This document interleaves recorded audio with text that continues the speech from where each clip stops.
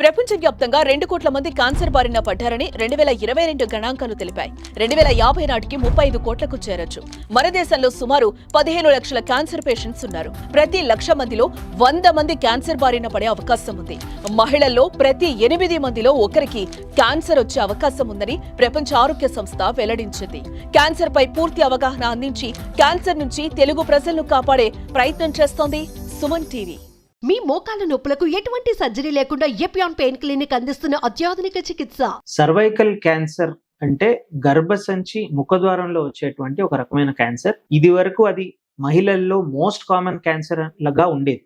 ఇప్పుడు breast cancer తర్వాత cervical cancer most common cancer. Cervical cancer ఎందుకు వస్తుంది అంటే ఇది వరకు మనకు రీజన్స్ తెలియకుండా ఉండేది. అంటే మల్టిపుల్ రీజన్స్ వల్ల, మల్టిపుల్ సెక్షువల్ పార్ట్నర్స్ వల్ల, ప్లస్ అన్హైజెనిక్ హ్యాబిట్స్ వల్ల వచ్చేటువంటిదని మేము అనుకునేవాళ్ళం. కానీ ఆఫ్ లేట్ మనకు తెలిసింది ఏంటంటే ఇది హెచ్పివి వైరస్ నుంచి వచ్చేటువంటి ఒక ఇన్ఫెక్షన్ వల్ల చాలా ఇయర్స్ ఈ ఇన్ఫెక్షన్ సర్విక్స్ లో ఉండి కొంతమందికి ఇన్ఫ్లమేషన్ వచ్చి అది సర్వైకల్ క్యాన్సర్ గా మారచ్చు అని ఇప్పుడు తెలిసింది.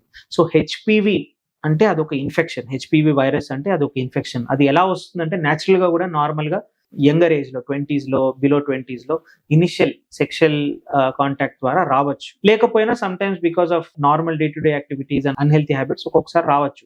ఈ వైరస్ అనేది ఇనిషియల్ గా వచ్చినప్పుడు ఏసిమ్టమాటిక్ గా ఉంటుంది, అంటే ఏమి సిమ్టమ్స్ ఉండవు. కానీ చాలా ఇయర్స్ ఈ వైరల్ ఇన్ఫెక్షన్ ఉంటే సర్విక్స్ అంటే గర్భసంచి ముఖద్వారంలో ఒక రకమైన ఇన్ఫ్లమేషన్ అండ్ ఇన్ఫెక్షన్ కాజ్ చేస్తూ మెనీ ఇయర్స్ తర్వాత 20-30 ఇయర్స్ తర్వాత ఇది సర్వైకల్ క్యాన్సర్ వచ్చే అవకాశం ఉంది. అండ్ ఇది చాలా రీసెర్చ్ తర్వాత మేము తెలుసుకున్నాం. ఇప్పుడు ఆ ఫ్యాక్ట్ తెలిసినందువల్ల చాలా యూజ్ ఉంది. ఎందుకంటే హెచ్పివి వ్యాక్సినేషన్ అనేటువంటివి వచ్చేసాయి. అంటే ఈ ఇన్ఫెక్షన్ రాకముందే ఈ ఇంజెక్షన్ తీసుకుంటే, అంటే ఈ వ్యాక్సినేషన్ తీసుకుంటే మనకి ఎలాగా పోలియోకి, స్మాల్ పాక్స్ కి వ్యాక్సినేషన్ ఉండేదో ఇప్పుడు హెచ్పివి కూడా వ్యాక్సినేషన్ అనేది వచ్చింది. ఇది ఎవరికి రికమెండెడ్ అంటే యంగ్ గర్ల్స్ 13 to 18 ఇయర్స్. ఇప్పుడు ఇన్ఫాక్ట్ ఆ ఏజ్ కన్సిడరేషన్ కూడా పెంచేశారు, అంటే 20-25 వరకు కూడా తీసుకోవచ్చు.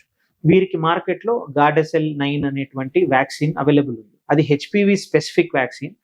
అది 3 doses తీసుకున్న తర్వాత మోస్ట్లీ హెచ్పివి వైరస్ ఇన్ఫెక్షన్ రాకుండా ఇది ప్రివెంట్. ఇప్పుడు మేల్స్ కూడా సజెస్ట్ చేస్తున్నారు, ఎందుకంటే ఈ HPV virus only cervical cancer కాదు, penile cancers plus throat cancers అటువంటి క్యాన్సర్స్ కూడా లింక్డ్ ఉందని. సో మీరు ఏం తెలుసుకోవాలంటే అన్ని క్యాన్సర్స్ కి వ్యాక్సినేషన్ లేదు, కానీ కొన్ని క్యాన్సర్స్ కి అంటే సర్వైకల్ క్యాన్సర్ కి వ్యాక్సినేషన్ ఉంది కాబట్టి, ప్లస్ మనకు ఆ ఇన్ఫెక్షన్ సెట్ ఇన్ కాకముందే వెరీ ఈజీలీ అవైలబుల్ వ్యాక్సినేషన్ ఎక్కడైనా తీసుకోవచ్చు. మీరు గైనకాలజిస్ట్ కానీ ఆంకాలజిస్ట్ కానీ కన్సల్ట్ చేసి తీసుకోవచ్చు. ఖచ్చితంగా this is something everyone should be aware of. First point. Second thing, ఒకవేళ సర్వైకల్ క్యాన్సర్ మనం సస్పెక్ట్ చేయాలి లేదంటే ఎప్పుడు మనం గైనకాలజిస్ట్ దగ్గరకు వెళ్ళాలి అంటే వెరీ సింపుల్. మనము నార్మల్ సెక్షువల్ లైఫ్ లో అనుకోకుండా బ్లీడింగ్ వస్తుంది, నార్మల్ పీరియడ్స్ టైంలో కాకుండా వేరే టైంలో కూడా బ్లీడింగ్ వస్తుంది, లేదంటే క్రానిక్ డిశ్చార్జ్ వస్తుంది కింది వైపు నుంచి, ఖచ్చితంగా గైనకాలజిస్ట్ దగ్గరికి వెళ్ళాలి. వారు అవసరం పడితే బయాప్సీ చేస్తారు. ఆ బయాప్సీలో ఒకవేళ సర్వైకల్ క్యాన్సర్ వచ్చింది అనుకోండి, వెంటనే ఆంకాలజిస్ట్ దగ్గరికి ట్రీట్మెంట్ కోసం వెళ్ళాలి. సిమ్టమ్స్ చాలా సటిల్ గా ఉంటాయి. అంటే పీరియడ్స్ మంత్ బ్లీడింగ్ వస్తుంది, కొంతమందికి నార్మల్ గా వేరే టైంలో కూడా బ్లీడింగ్ రావచ్చు, చాలా మంది ఇగ్నోర్ చేయొచ్చు.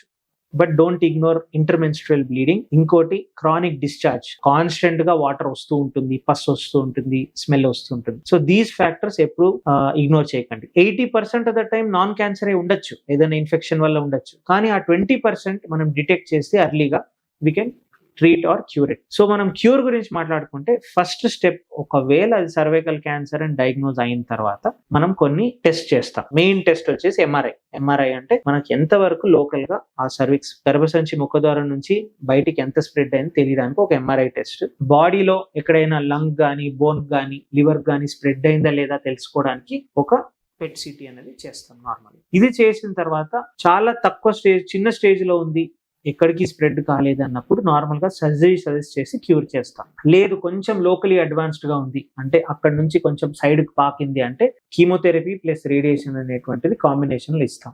లేటర్ స్టేజెస్ లో స్టేజ్ 4 లో చాలా చోట్ల స్ప్రెడ్ అయిందంటే యూజువలీ ఓన్లీ కీమోథెరపీ అనేటువంటిది మనం సజెస్ట్ చేస్తుంటాం. కానీ మీరందరూ గుర్తుపెట్టుకోవాల్సిన ఏంటంటే చాలా తక్కువ క్యాన్సర్స్ కి వ్యాక్సినేషన్ ఉంది. And cervical cancer very common cancer, దానికి వ్యాక్సినేషన్ అనేది ఉంది.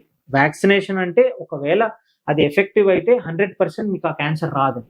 సో ఆ అడ్వాంటేజ్ మీరు ఖచ్చితంగా తెలుసుకోవాలి అండ్ తీసుకోవాలి. సెకండ్ థింగ్, ఒకవేళ డయాగ్నోస్ అయినా కానీ ఎర్లీ స్టేజ్ లో డయాగ్నోజ్ అయితే we are able to treat this very well.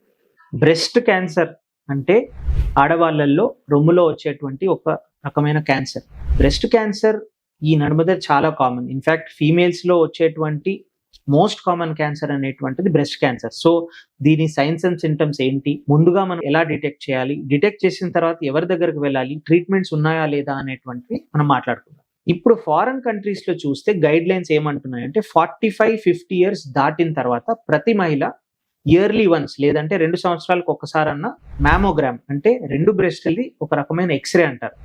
అది ఫ్రీలీ అవైలబుల్ టెస్ట్. మీరు ఏ డయాగ్నోస్టిక్ ల్యాబ్ వెళ్ళినా అవైలబుల్ ఉంటుంది. ఆ మ్యామోగ్రామ్ అనేటువంటి టెస్ట్ 45 తర్వాత ఖచ్చితంగా ఇయర్లీ చేసుకోవాలన్న గైడ్ లైన్ ఉంది. ఇది ఎందుకు ఉంది అంటే బ్రెస్ట్ క్యాన్సర్ అంత కామన్. ఒక లైఫ్ టైంలో 1 in 9 అంటే 9 మహిళల్లో ఒకరికి బ్రెస్ట్ క్యాన్సర్ ఖచ్చితంగా వస్తుంది. సో ఇంత కామన్ క్యాన్సర్ మనం డిటెక్ట్ చేయడానికి చాలా సింపుల్ అండ్ ఈజీ టెస్ట్ ఉంది. మనం ఒక ఏజ్ దాటిన తర్వాత రెగ్యులర్ గా మ్యామోగ్రామ్ చేసుకుంటే మన బ్రెస్ట్ లో ఉండేటువంటి చిన్న చిన్న గడ్డలు కూడా అది వదిలేయచ్చా లేదంటే ఫర్దర్ టెస్టింగ్ కి వెళ్ళాలా అనేది మ్యామోగ్రామ్ టెస్ట్ అనేది మనకు చెప్తుంది. ఉదాహరణకు వారి బ్రెస్ట్ లో చిన్న గడ్డలు కనిపించాయి కానీ దాని స్కోర్ అంటే ఆ మ్యామోగ్రామ్ లో కనిపించిన స్కోర్ చాలా తక్కువ ఉందంటే మోస్ట్లీ మేము వదిలేయమంటాం, జస్ట్ ఫాలో అప్ లో ఉండొచ్చు. అదే ఆ గడ్డ మ్యామోగ్రామ్ లో క్యాన్సర్ లక్షణాలు ఉన్నాయి, కొంచెం పెద్దగా కనిపించిందంటే నెక్స్ట్ టెస్ట్ అనేది బయాప్సీ టెస్ట్ కి వెళ్ళమంటాం. బయాప్సీ టెస్ట్ అంటే ఒక చిన్న సూది పెట్టి ఆ బ్రెస్ట్ లంప్ లో నుంచి కొంచెం టిష్యూ తీసి ఎగ్జామినేషన్ పంపిస్తాం. దాని వల్లనే మనకు క్యాన్సర్ ఉందా లేదా అనేది తెలుస్తుంది. ఒకసారి బ్రెస్ట్ క్యాన్సర్ డయాగ్నోస్ చేసిన తర్వాత డెఫినెట్లీ ఒక స్కిల్డ్ అండ్ ట్రైన్డ్ ఆంకాలజిస్ట్ దగ్గరికి వెళ్ళే ట్రీట్మెంట్ తీసుకోవాలి. ఎందుకంటే ఎవ్రీ ఇయర్ మనకి ఇప్పుడు గైడ్ లైన్స్ మారుతున్నాయి. లేటెస్ట్ ట్రీట్మెంట్స్ ఏమున్నాయో మోస్ట్లీ అదే ఫీల్డ్ లో ఉండే డాక్టర్స్ కే తెలుస్తుంది. So once you reach an oncologist, వారు ఆ బయాప్సీతో పాటు కొన్ని అడిషనల్ టెస్ట్ సజెస్ట్ చేయొచ్చు. ERPR HER2 టెస్టింగ్ అని లేదంటే PET CT అని, అంటే స్టేజింగ్ కొరకు ఆ బ్రెస్ట్ క్యాన్సర్ అనేది బ్రెస్ట్ లోనే ఉందా లేదంటే మొత్తం బాడీలో ఏదైనా స్ప్రెడ్ అయిందా. సో మీరు అర్లీగా డిటెక్ట్ చేసిన లీజన్ కనిపెట్టి మీరు డాక్టర్ దగ్గరకు వెళ్ళిన తర్వాత PET CT ప్లస్ బయాప్సీ అంతా చేసిన తర్వాత చాలా అర్లీ స్టేజ్ లో ఉందనుకోండి, మోస్ట్లీ సర్జరీతో క్యూర్ అయిపోతుంది. కొన్ని సిచ్యువేషన్స్ లో సర్జరీతో పాటు కీమోథెరపీ, రేడియేషన్ కూడా ఇవ్వాల్సి వస్తుంది. అండ్ మీరు గుర్తుపెట్టుకోవాల్సినట్టు ఏంటంటే బ్రెస్ట్ క్యాన్సర్ చాలా క్యూరబుల్ క్యాన్సర్. అర్లీ స్టేజ్ లో డిటెక్ట్ కూడా చేయొచ్చు. డిటెక్ట్ అయిన తర్వాత మన ట్రీట్మెంట్స్ కూడా చాలా బాగున్నాయి.